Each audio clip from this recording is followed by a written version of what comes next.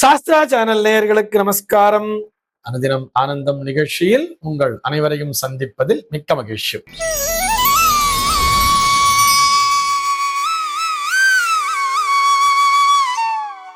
இன்று 30/5/2026 இந்த நாள் குறித்து பஞ்சாங்கம் என்ன சொல்றதுன்னு பார்க்கலாம். வாங்கோ.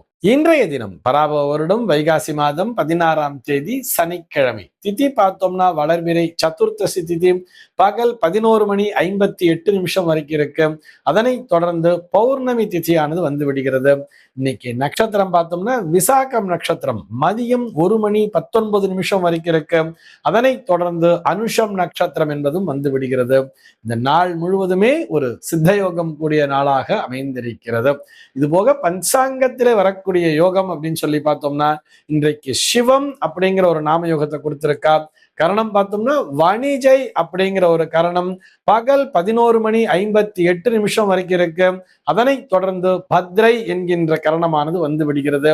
இந்த நாளானது ஒரு கீழ்நோக்கு நாளாக அமைந்திருக்கிறது. இன்னைக்கு என்ன ஸ்பெஷல் அப்படின்னு சொல்லி பார்த்தோம்னா இன்றைய தினம் பஞ்சாங்கத்திலே வைகாசி விசாகம், அதாவது திதி பிரதானமான இடங்களிலே வைகாசி விசாகத்தினுடைய அந்த திருவிழாக்களை செய்து கொண்டிருப்பார்கள். இது போக இன்றைய தினமே இந்த பௌர்ணமி பூஜையை மேற்கொள்ள வேண்டும் அப்படிங்கிறதுக்காகவும் கொடுத்திருக்கார். இது போக இந்த நாளானது ஒரு கரிநாளாக அமைந்திருக்கிறது. கரிநாள்னு சொன்ன சூரியனுடைய தீட்சிண்யம் அதிகமாக இருக்கக்கூடிய நாள். ஆக இந்த நாளிலே சுப நிகழ்ச்சிகளை தவிர்ப்பது என்பது நம்மளுடைய தமிழர்களினுடைய பாரம்பரிய பழக்கமாகவே இருக்கிறது. இது போக இன்றைய தினம் நம்மாழ்வாரினுடைய திருநக்ஷத்திர நாளாகவும் அமைந்திருக்கிறது. சென்னையை பொறுத்தவரை இன்றைய தினத்தினுடைய சூரிய உதயம் என்பது காலை 5:45 சூரிய அஸ்தமனம் என்பது மாலை 6:27 சந்திர உதயம் என்பது மாலை 5:46 சந்திர அஸ்தமனம் என்பது நாளைய தினம் அதிகாலை 5:28 சம்பவிக்கிறது. நல்ல நேரம் பார்த்தோம்னா இன்றைய தினம் காலை 7 மணி முதல் 8 மணி வரையிலும் மாலை 6 மணி முதல் 7 மணி வரையிலும் நல்ல நேரமே. சென்னையை பொறுத்தவரை இன்றைய தினத்தினுடைய ராகு காலம் என்பது காலை 8:55 முதல் பகல் 10:31 வரையிலும், யமகண்டம் என்பது மதியம் 1:41 முதல் 3:17 வரையிலும், குளிகை காலம் என்பது காலை 5:45 முதல் 7:20 வரையிலும் சம்பவிக்கிறது. தினாந்தம் பார்த்தோம்னா இன்றைய தினம் இரவு 1:31 கொடுத்திருக்கா. சூலம் பார்த்தோம்னா இன்றைக்கு கிழக்கே சூலம் காலை 9:08 வரையில் அந்த சூல தோஷம் என்பது உண்டு. அதற்குரிய பரிகாரமாக தயிர் அருந்திவிட்டு கிழக்கு திசையை நோக்கி பயணிக்கலாம் அப்படிங்கிறதையும் சொல்லி இருக்கா. இன்றைய தினத்தினுடைய ஆன்மீக தகவலாக, இதை ஆன்மீக தகவல்னு சொல்றதை விட ஜோதிட தகவல் அப்படின்னு தான் சொல்லணும். ஒவ்வொரு சனிக்கிழமையினாலுமே நம்ம வந்து மெடிக்கல் அஸ்ட்ராலஜி அப்படின்னு பார்த்துட்டு வரோம் இல்லையா.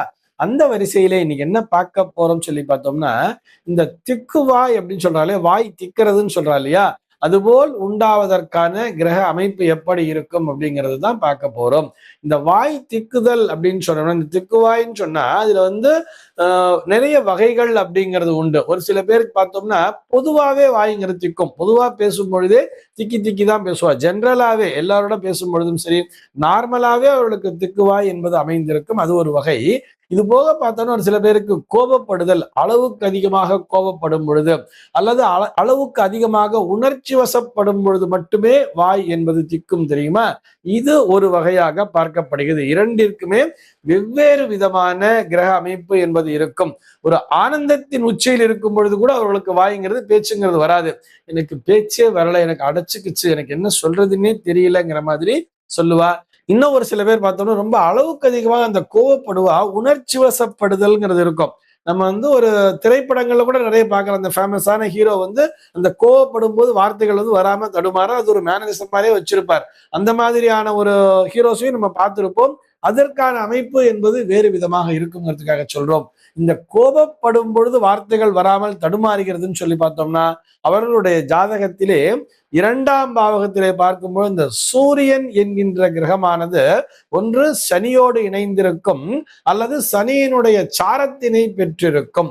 உதாரணத்திற்கு ஒரு கும்ப லக்னத்துல பிறந்திருக்கார், 2ல சூரியன், அதுவும் உத்திரட்டாதி காலில் வந்து சூரியன் இருக்கார் அப்படின்னு சொன்னா உத்திரட்டாதி என்பது சனியினுடைய நட்சத்திரம். அந்த சனியினுடைய காலிலே அந்த சூரியனானவர் சஞ்சரித்து கூட இன்னொரு அசுப கிரகமும் சேர்ந்திருக்குன்னு சொன்னா, அந்த மாதிரி உணர்ச்சி வசப்படும் பொழுது, அவர்களுக்கு அதை கோபப்படும் பொழுது வார்த்தைகள் வராமல் தடுமாறுவார்கள். திக்குவாய் என்பது வந்துவிடும்.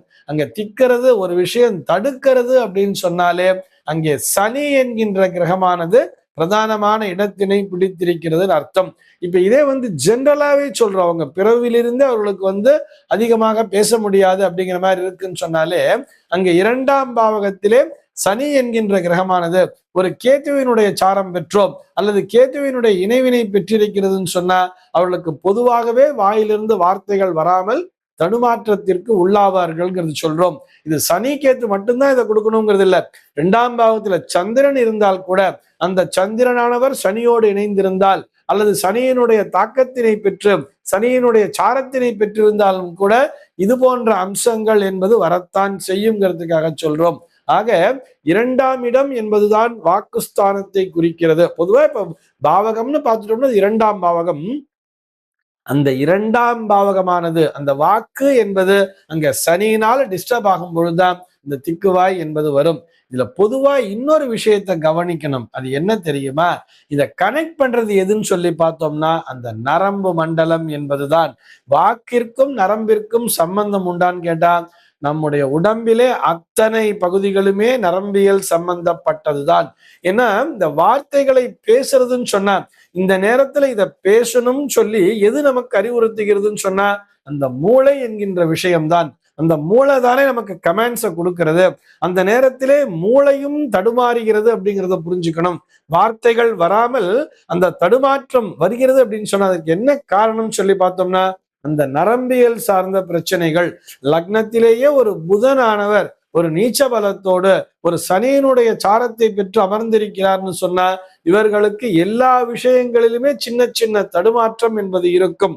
அதிலும் 2ஆம் பாவகத்திலே ஒரு கிரகமானது ஒரு அசுப கிரகமானது இணைந்திருக்கிறதுன்னு சொன்னா, குறிப்பாக வார்த்தைகளிலும் தடுமாறுவார்கள். ஒரு தடுமாற்றம் உண்டாகிறதுன்னு சொன்னா, அங்கே சனி என்கின்ற கிரகம் ஒரு பிரதானமான இடத்தினை பிடித்திருந்தாலும் இது நரம்பியல் சம்பந்தப்பட்டது அப்படின்னு வர்றதுனால அந்த பேச்சிலே சரியா பேச்சு வரலன்னு சொன்னா, முதல்ல இந்த புதனுடைய அம்சம் எப்படி இருக்குன்னு பார்த்துப்போம். இந்த காலத்துல கூட பார்த்தோம்னா நிறைய குழந்தைகள், சார் வயசு 2.5 வயசு ஆயிடுச்சு, இன்னும் வார்த்தைகள் சரியா வரல, ஆனா காதுலாம் நல்லா கேக்குது, நிறைய அப்சர்வ் பண்ணிக்கிறான், ஆனா அதை அவனால ரிப்பீட் பண்ண முடியல, இப்பதான் பா அப்படிங்கிற மாதிரி ஆரம்பிச்சிருக்கேன்னு அப்பாவே முழுசா வரல, 2.5 வயசு ஆகுதுன்னு சொல்லுவா தெரியுமா? அது போன்ற குழந்தைகளுக்கு பார்த்தோம்னா அந்த முதல்ல இந்த புதனுடைய சாரம் எப்படி இருக்குங்கிறத முதல்ல பார்ப்போம். அந்த லக்னத்திலேயே புதன் இருக்கிறாரா அல்லது சனியும் கேதுவும் என்ன மாதிரி ரோலை பிளே பண்றது, அந்த ரோல் என்ன ரோலை பிளே பண்றான்னு பார்த்துட்டு, முக்கியமா சொல்லணும்னா இந்த வாய் திக்குதல் அல்லது பேச்சு சரளமாக வரவில்லை, பேச்சிலே ஒரு தடுமாற்றம், குழந்தைகள் பேச துவங்குவதே ஒரு தாமதமாகத்தான் துவங்குகிறார்கள் அப்படின்னு சொன்னா, அதற்கு காரணம் பிரதானமாக 1வது இடத்தை பிடிப்பது சனி என்கின்ற கிரகம், 2வது கேது, 3வதாக அந்த புதன் என்கின்ற அந்த நரம்பியலை கண்ட்ரோல் பண்றது இல்லையா, அந்த புதன் என்கின்ற கிரகத்தினுடைய சாரத்தினையும் பார்க்க வேண்டியது. இது 3ம் சம்பந்தப்பட்டுதான் வாக்கு என்பது வரும். ஒருவருடைய ஜாதகத்திலே புதன் நல்ல வலிமையோடு இருந்து விட்டாலே அவர்களுக்கு வாக்கு என்பது சரளமாக வர தொடங்கிவிடும். உதாரணத்திற்கு ஒரு 2ஆம் பாவத்திலே சனி கேத்து இருக்குன்னு வச்சுப்போம், இருந்தாலும் கூட அவர்களுக்கு புதன் வலிமை பெற்றிருந்தாலே அவர்களுடைய வாயிலிருந்து வார்த்தைகள் நல்ல வலிமையாகவே வர தொடங்கிவிடும். அந்த ஒரு குறிப்பிட்ட காலம் வரைக்கும் தான் பேசுறதுக்கு கஷ்டப்படுவா, இந்த பேசுறதுக்கு ஆரம்பிச்சுட்டான்னு சொன்னா அப்புறம் சரளமாவே பேச தொடங்கி விடுவார்கள். அதற்கு காரணம் புதன் என்கின்ற கிரகத்தினுடைய வலிமை. ஆக புதன், சனி, கேத்து இவர்கள் மூவரும் தான் வாயிலிருந்து வரக்கூடிய வார்த்தைகளை கண்ட்ரோல் பண்ணக்கூடிய ஒரு கிரகங்களாகவே அமைந்திருக்கிறார்கள். இந்த தகவலோடு இன்றைய தினம் உங்களிடமிருந்து நான் விடைபெற்றுக் கொள்கிறேன். மீண்டும் உங்கள் அனைவரையும் நாளைய தினம் ஒரு புதிய தகவலோடு சந்திக்கிறேன். அன்பர்கள் அனைவருக்கும் அனுதினமும் ஆனந்தமாய் அமைய பிரார்த்திக்கிறேன்.